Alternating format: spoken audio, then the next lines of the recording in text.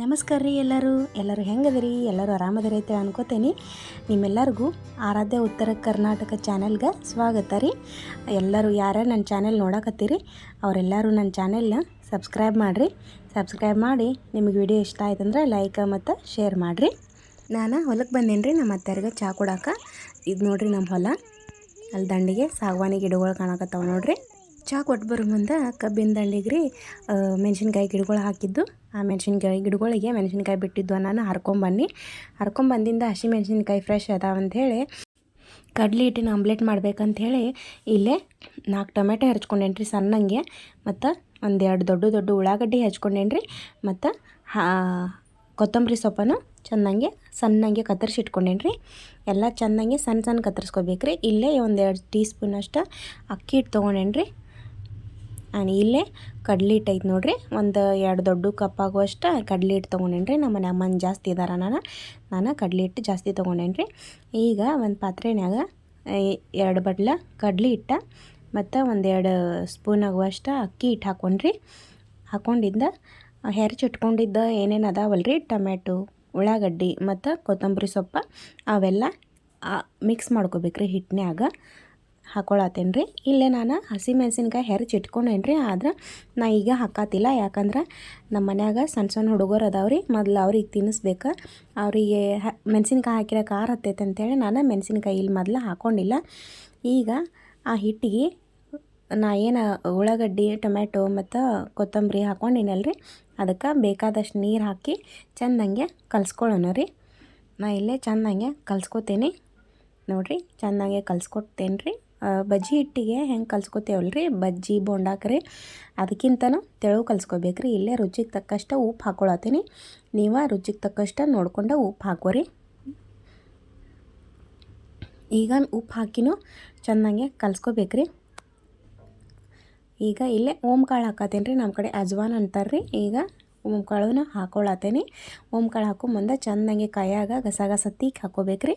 ಮತ್ತು ಚೆಂದಂಗೆ ಒಂದು ಸತಿ ಎಲ್ಲ ಕಲಿಸ್ಕೊಳ್ಳೋಣ ರೀ. ಇದು ನೋಡಿರಿ ಕಲಿಸ್ಕೊಂಡೇನಿ. ಬಜ್ಜಿ ಹಿಟ್ಟಿಗೆ ಏನು ಕಲಿಸ್ಕೊತೇವಲ್ಲ ರೀ ಅದಕ್ಕಿಂತ ತೆಳಬೇಕು ರೀ. ದೋಸೆ ಹಿಟ್ಟಿಗೆ ಹೆಂಗೆ ಮಾಡ್ಕೋತೇವಲ್ಲ ರೀ ಹಂಗಾದ್ರೆ ನಡಿತೈತಿ ನೋಡಿರಿ. ದೋಸೆ ಹಿಟ್ಟಿನ ಹದ ಬಂದೈತಿ. ಅದಕ್ಕಿಂತ ಒಂಚೂರು ತಿಳುವಾದ್ರೂ ನಡಿತೈತಿ. ಹಸಿ ಮೆಣಸಿನ್ಕಾಯಿ ಹೆರ್ಚಿಟ್ಕೊಂಡೇನಿ.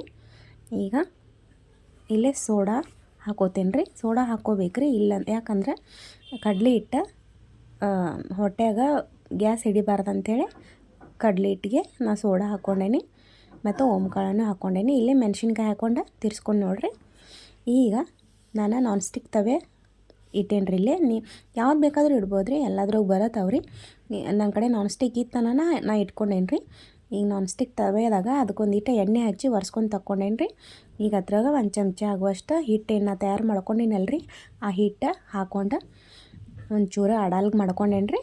ಈಗ ಅದನ್ನ ಮುಚ್ಚಿಬಿಡೋಣ ರೀ. 1-2 ನಿಮಿಷ ಚೆಂದಂಗೆ ಅದು ಬೇಕಲ್ಲ ರೀ.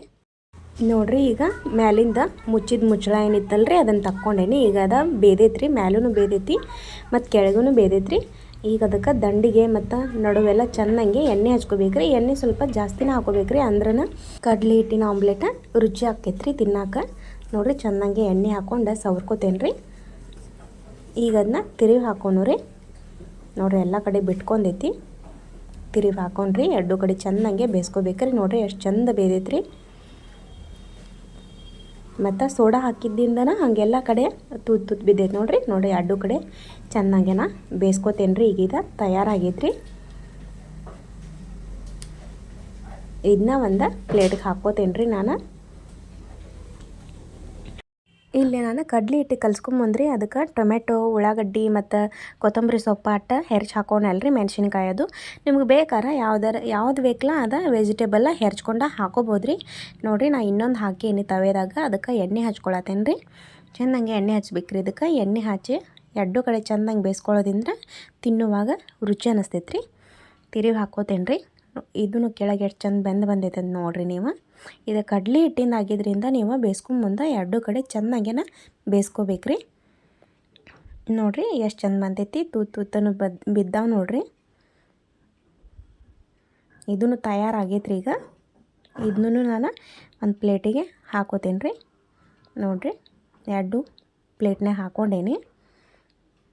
ನಿಮ್ಗೆ ಹಿಟ್ಟಿಗೆ ಯಾವ್ಯಾವ ವೆಜಿಟೇಬಲ್ಸ್ ಬೇಕಲ್ರಿ ಆ ವೆಜಿಟೇಬಲ್ಸನ್ನು ನಿಮ್ಗೆ ಇಷ್ಟಾನುಸಾರವಾಗಿ ಹಾಕೋಬೋದ್ರಿ, ಅದ್ರಾಗೇನು ಇಲ್ಲ ನೋಡಿರಿ. ಈಗ ಕಡಲೆ ಹಿಟ್ಟಿಂದ ಆಮ್ಲೆಟ ತಯಾರಾಗ್ಯಾವ್ರಿ. ನಾವು ಈ ಕಡೆ ಮಹಾರಾಷ್ಟ್ರದಾಗ ಇರೋದ್ರಿಂದ ಅವರ ಆಮ್ಲೆಟ್ ಅಂತಲೇ ಅಂತಾರೆ ರೀ ಕಡಲೆ ಹಿಟ್ಟಿಂದ, ಹಿಂಗಾಗಿ ನಾನು ಅದನ್ನ ಹೇಳತ್ತೇನೆ ರೀ.